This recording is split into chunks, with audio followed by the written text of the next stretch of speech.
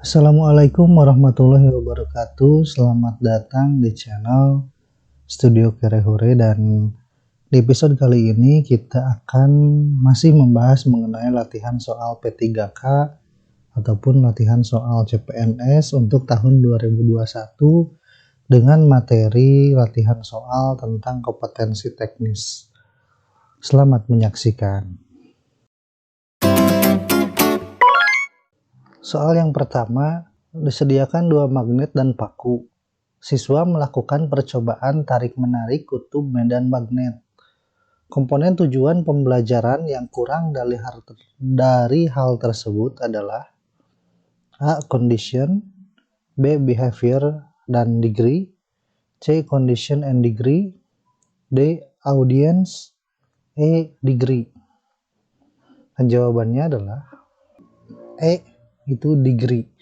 Pembahasannya tadi, audience adalah peserta didik, behavior adalah merupakan tingkah laku atau perilaku atau aktivitas suatu proses, condition yaitu persyaratan yang perlu dipenuhi agar perilaku yang diharapkan dapat tercapai, degree juga merupakan tingkat penampilan yang dapat diterima oleh siswa setelah melalui rangkaian sajian proses pembelajaran.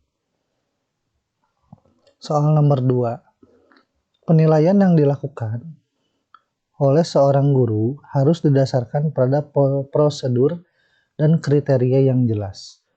Tidak dipengaruhi subjektivitas penilai. Hal ini sesuai dengan prinsip A. Terbuka, B. Menyeluruh, C. Bermakna, D. Adil, dan E. Objektif. Dan jawabannya adalah E. Objektif. Pembahasannya adalah penilaian objektif itu berarti penilaian yang didasarkan pada prosedur dan kriteria yang jelas, tidak dipengaruhi oleh subjektivitas penilai.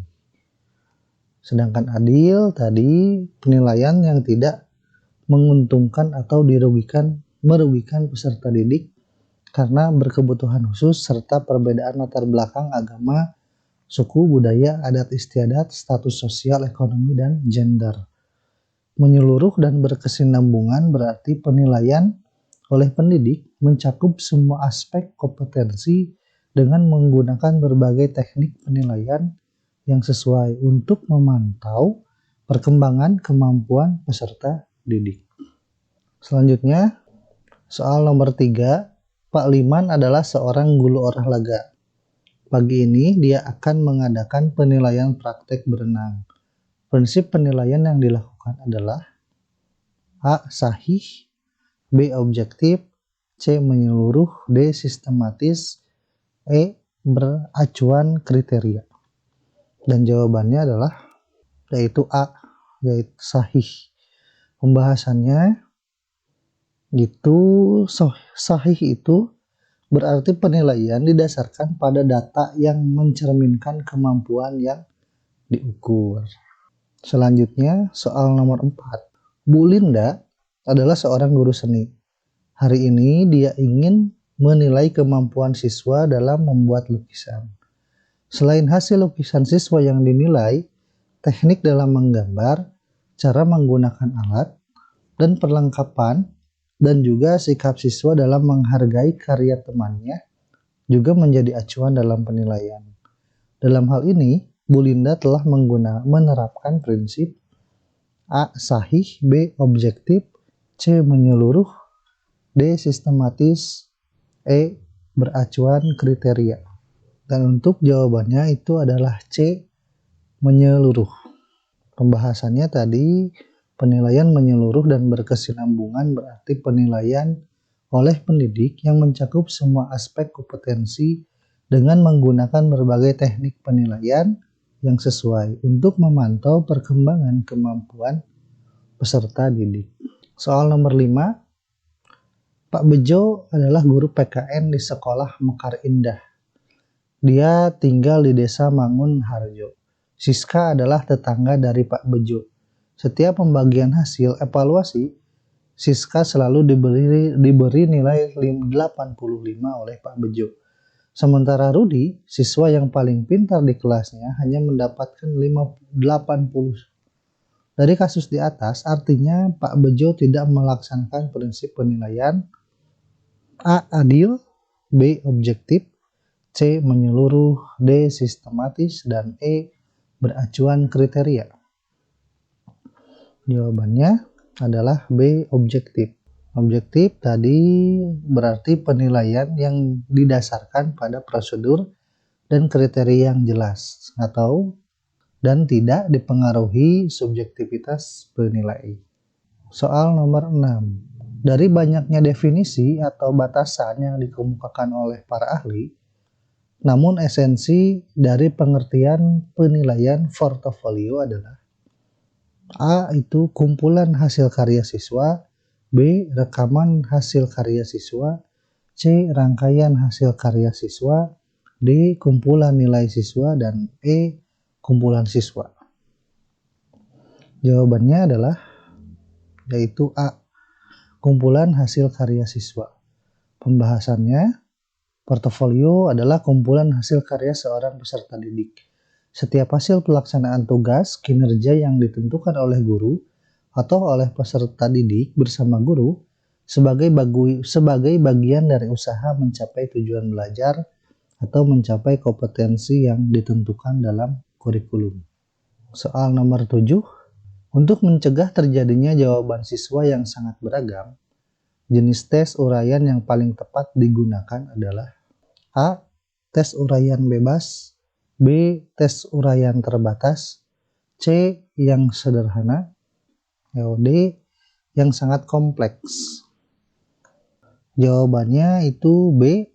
Tes uraian terbatas. Pembahasannya, uraian terbatas atau terstruktur yaitu soal yang disusun tidak mengembang tetapi lebih terarah dan terbatas, sehingga ada batasan jawaban. Walaupun kalimat jawaban peserta didik itu beraneka ragam, tetapi harus ada pokok-pokok penting yang terdapat dalam sistematika jawabannya sesuai dengan batas-batas yang telah ditentukan dan dikehendaki dalam soalnya. Maka yang paling penting dan harus diperhatikan yaitu sistematika jawabannya.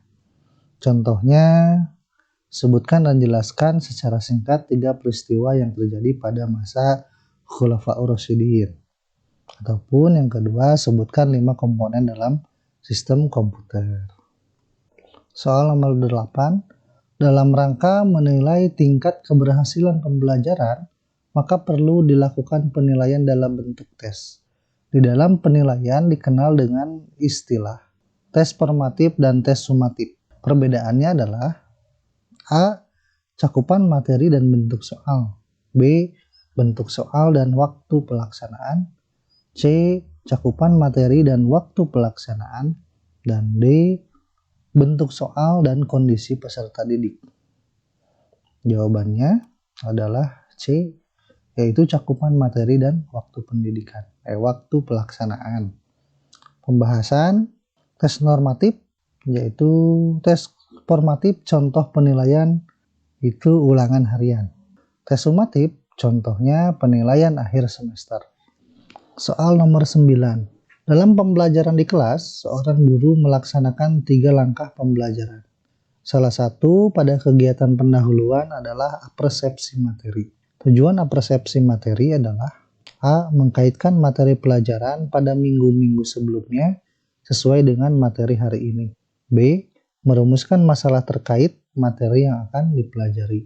C. Melakukan pengelompokan submateri agar mudah dipahami peserta didik. D.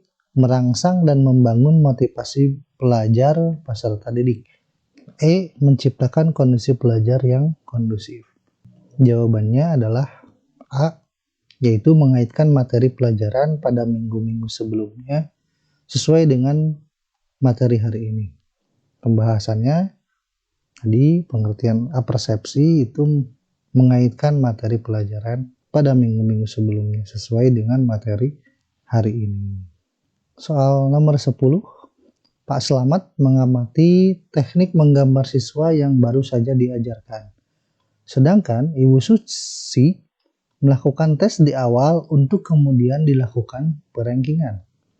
Yang dilakukan Pak Slamet dan Ibu Susi termasuk ke dalam A. Praktek dan tes kemampuan awal akhir, B. Observasi dan tes penempatan, C. Observasi dan tes seleksi, D.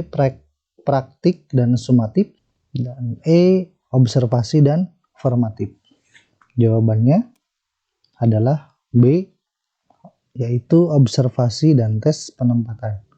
Pembahasannya, observasi merupakan teknik penilaian yang dilakukan menggunakan indera, baik secara langsung maupun tidak langsung, dengan menggunakan instrumen yang berisi sejumlah indikator perilaku yang diamati.